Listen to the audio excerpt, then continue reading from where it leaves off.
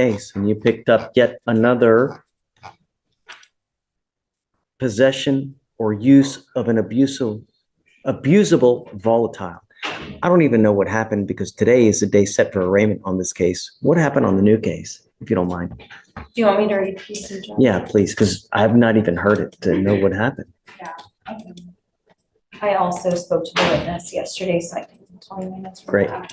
But on October 17th of 2024, officers responded to a public welfare check at the Dollar Tree located at 14324 FM 2920. A witness stated she observed the defendant inhaling from a can of multi-purpose cleaning duster and later observed the defendant slumped over on the steering wheel of her motor vehicle in the parking lot. Upon officers' arrival, officer observed the defendant sitting in the front driver's seat of her motor vehicle with the motor vehicle running in the on position. Officer also observed several cans of multi-purpose cleaning duster beside her.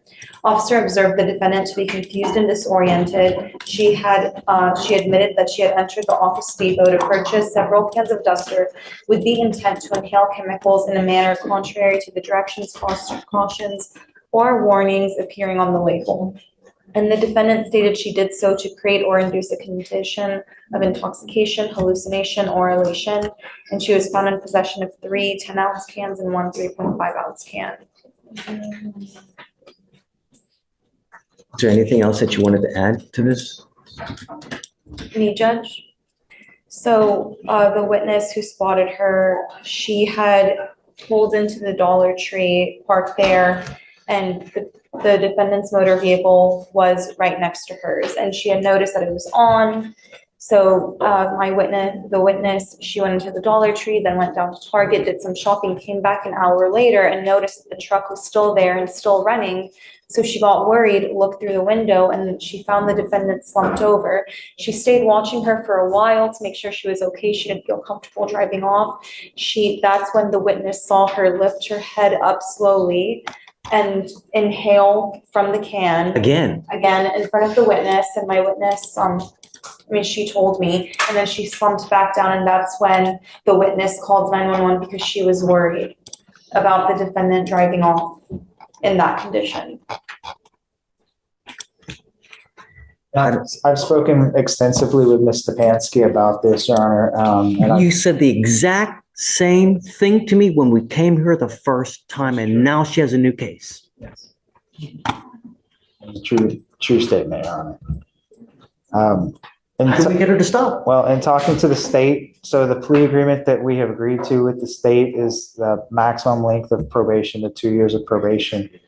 So that she'll be closely monitored during that time period. I can't monitor her 24 hours a day, though. Yeah, but she knows that she's, subject to, random testing or urinalysis and different things. Still not going to show. I'm forbidding you from going to any store that sells this kind of stuff. You're not to go to any Walmart. You're not going to any Home Depot. So she's also willing to sign a no driving affidavit, Your Honor, and so only her husband would be driving her anywhere.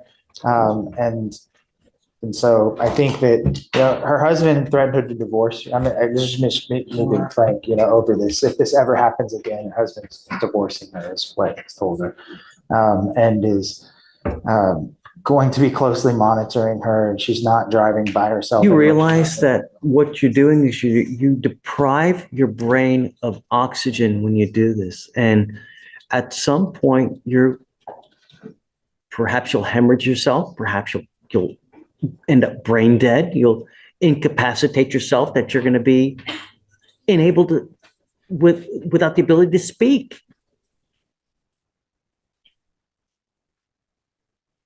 But you do this, and then you get out there, and it happens again. It scared me so much this time, and I believe it. I believe it. I don't believe one iota. Nope. You sold me the same thing. I'm currently attending NA meetings, which I will continue to attend. I think that, like I said, the combination of her not being able to drive to be able to go get this stuff, and her husband helping to monitor that and the enforcement of the 2 years of probation and making sure that she knows that, she's under I have a sponsor. surveillance, that I don't think it will continue to be a problem. I think that when there's been monitoring, there hasn't been a problem. This is just me kind of pulling back the curtain here because we're entering a plea. Sure, Haddad, how do we get it to stop? I'm sorry, Judge, if I could just finish that thought for a second. Look, I'm all ears Yes, sir. with any recommendation as how to get it to stop, because I mean, it's not something that I can test that'll show whether someone's using or not.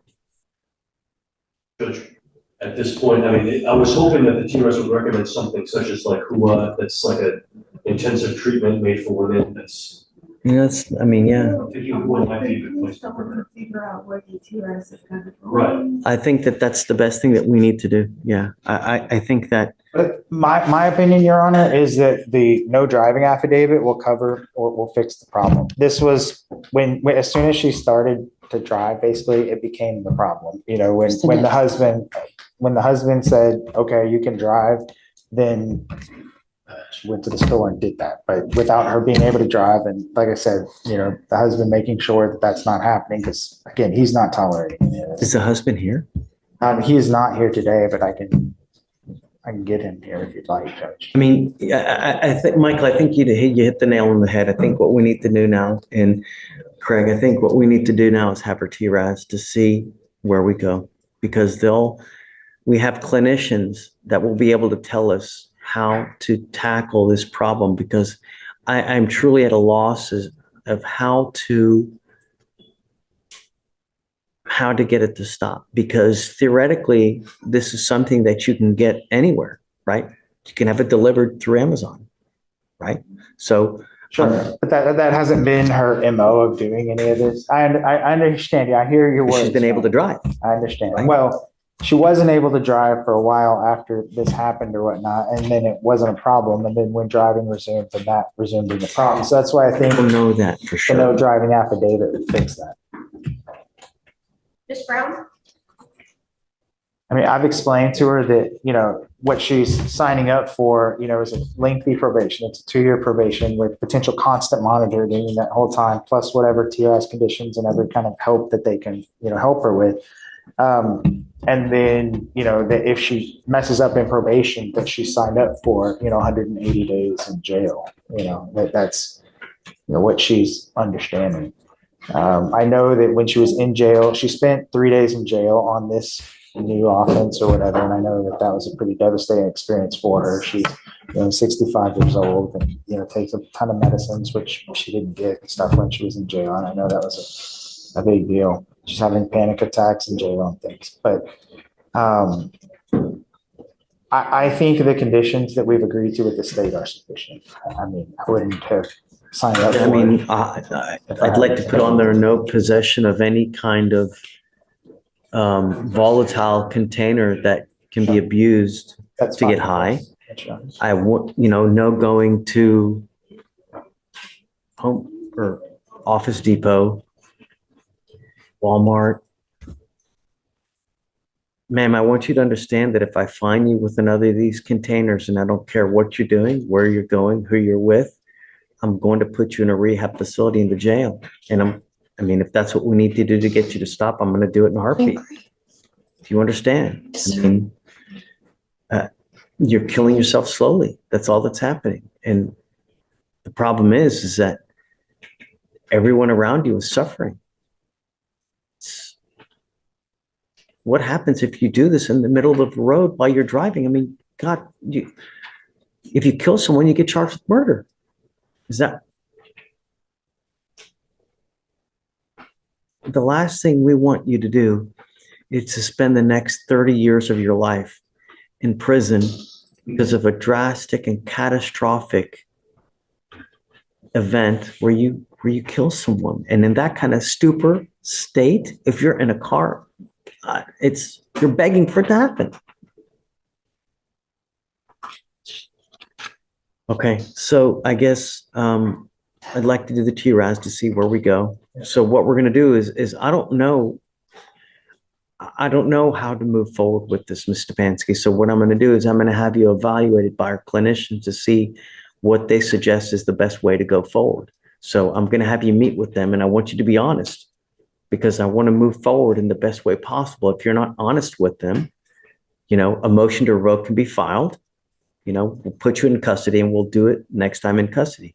I don't want to have to do that. So be honest in the evaluation. Be honest with yourself. I'm now taking away your privilege to drive for a year. You're not allowed to drive. You're not allowed to use be in possession of any kind of container where you can get high from it.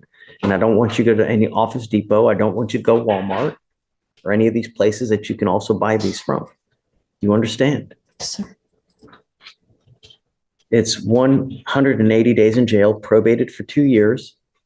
You will do thinking for a change, a DWI education class, 2 victim impact panels, a TPAS, with the conditions you must fulfill: substance abuse treatment, no breath test refusal, no drugs, no alcohol, guardian interlock so that we know that you're also not consuming alcohol, and a one-time donation of $100 to Matt. Is this how you understand the agreement? Yes, sir. I think the max is a year, right? On the first, it's a year. For probation, you mean? Yeah. For license suspension, I think the max is a year. If it was 2 years, if I can do 2, I'd rather do 2 because I think that I just don't want you to go anywhere near a car until this problem has been tackled. Do you understand, man? Do you have any questions? Sir, There are other things in life that give you that kind of rush instead of using a can. You need to find another outlet, but cans, that's not a good way to go because you're really going to sue some irreparable damage the last thing you need is to become a vegetable. And that's what invariably it's going to happen at one point or the other. How do you plead to the offense, Mr. Pansky? Guilty or not guilty? guilty. I will find you guilty. I'll send you the agreement. Is there anything else that you wanted to add? Nothing else, John. Michael, anything else, guys?